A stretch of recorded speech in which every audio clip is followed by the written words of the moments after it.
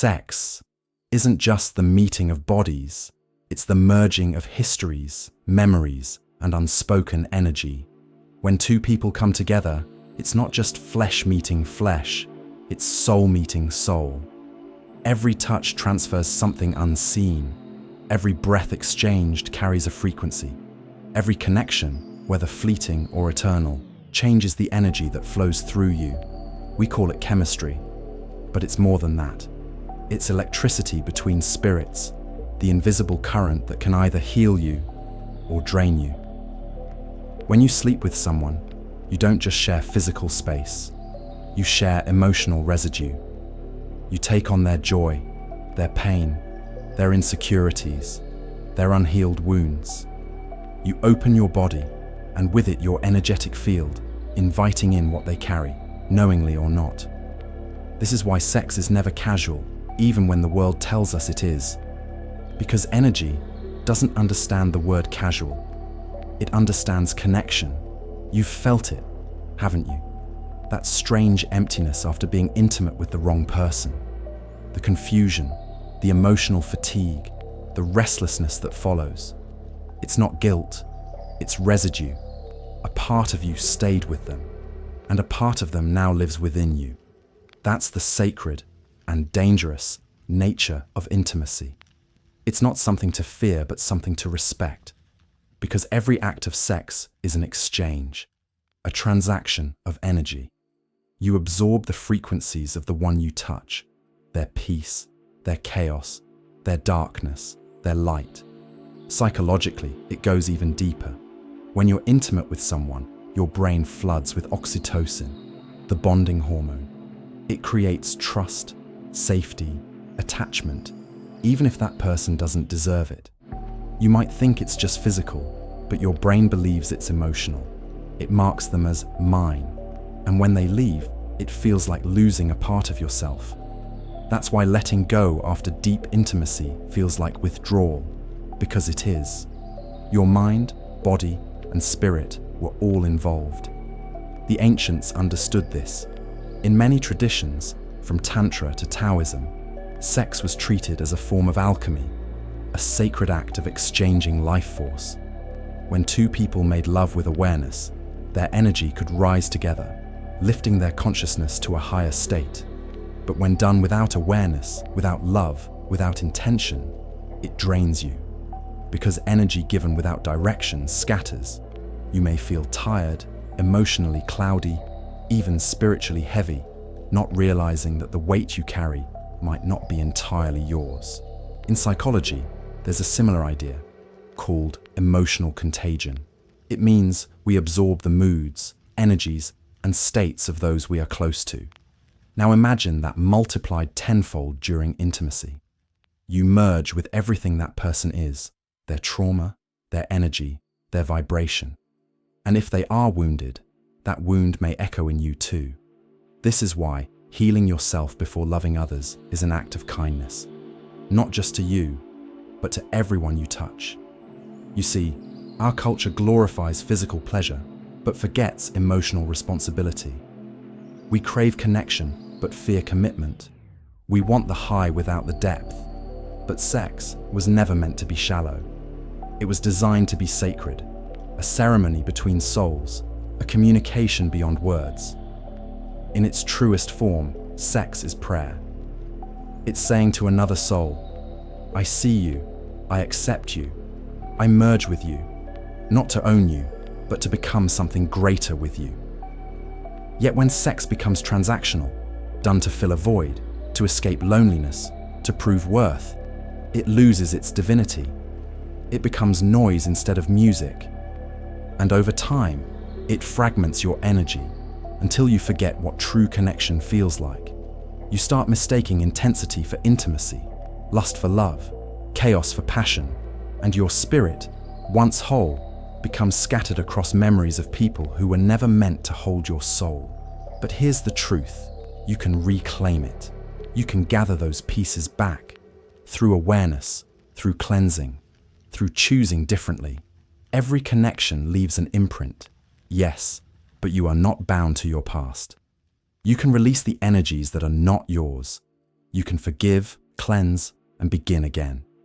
Healing isn't forgetting who you shared yourself with. It's learning what each connection taught you and releasing what no longer belongs. Sex is sacred, not because it's forbidden, but because it's powerful. It's a creative force. The same energy that gives birth to life can also destroy it, depending on the consciousness behind it. That's why every intimate act should be a conscious one. Every touch, a prayer. Every breath, an offering. Because the one you lie with isn't just sharing your body, they're entering your spirit.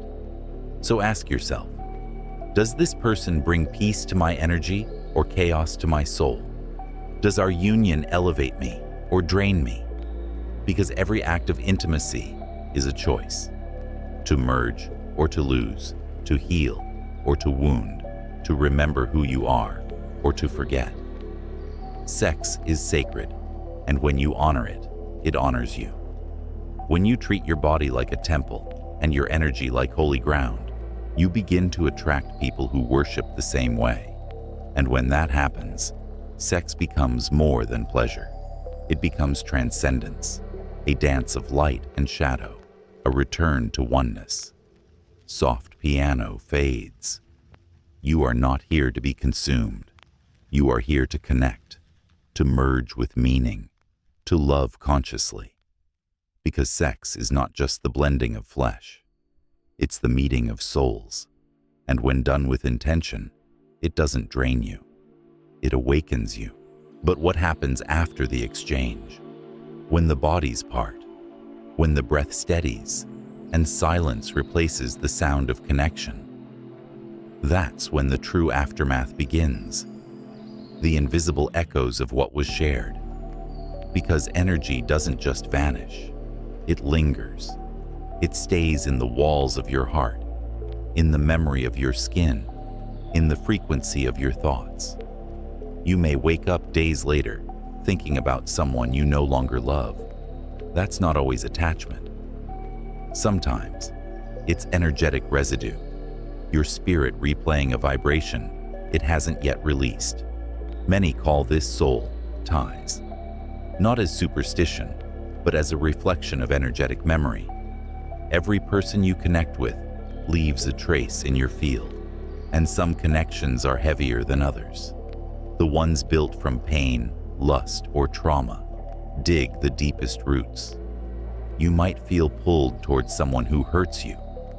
You might crave someone you've outgrown.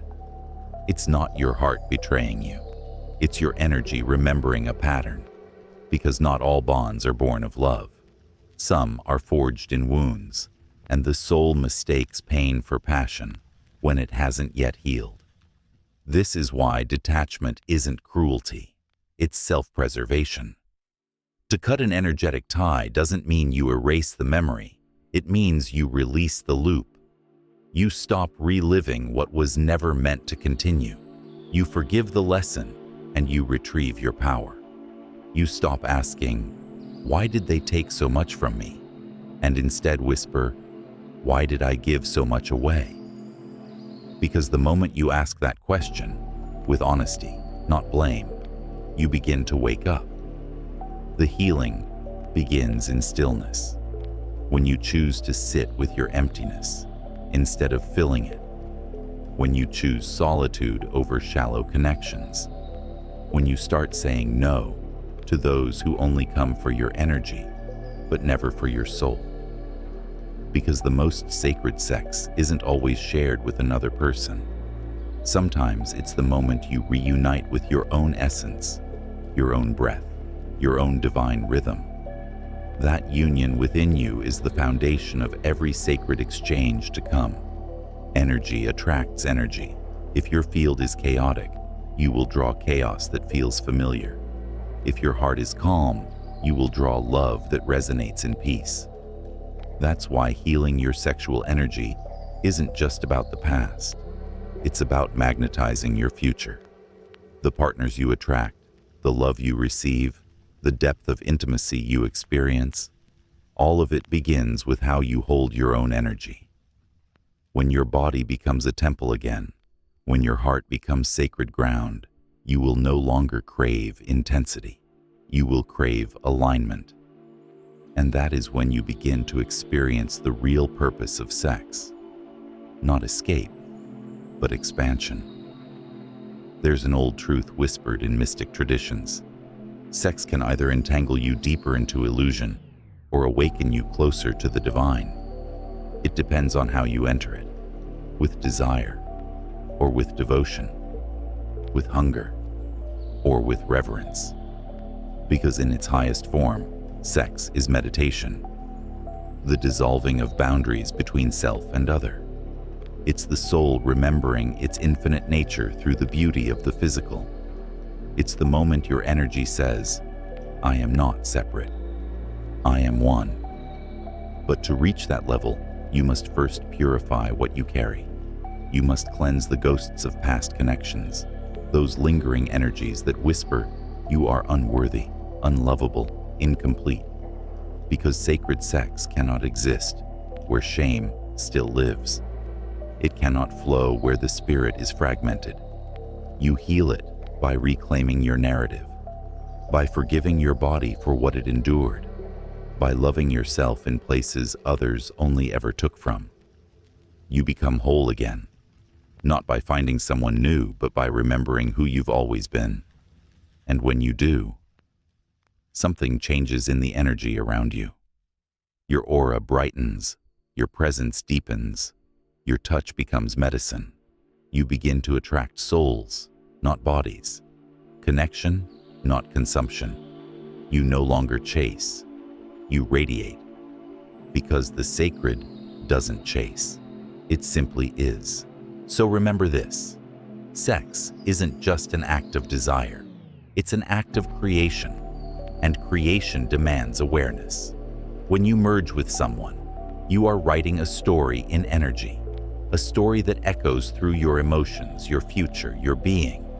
Write it with intention. Write it with reverence. Write it as if your soul is watching, because it always is. Sex is sacred. Protect it. Honor it. And when you finally share it again, let it be an exchange that expands your light, not dims it.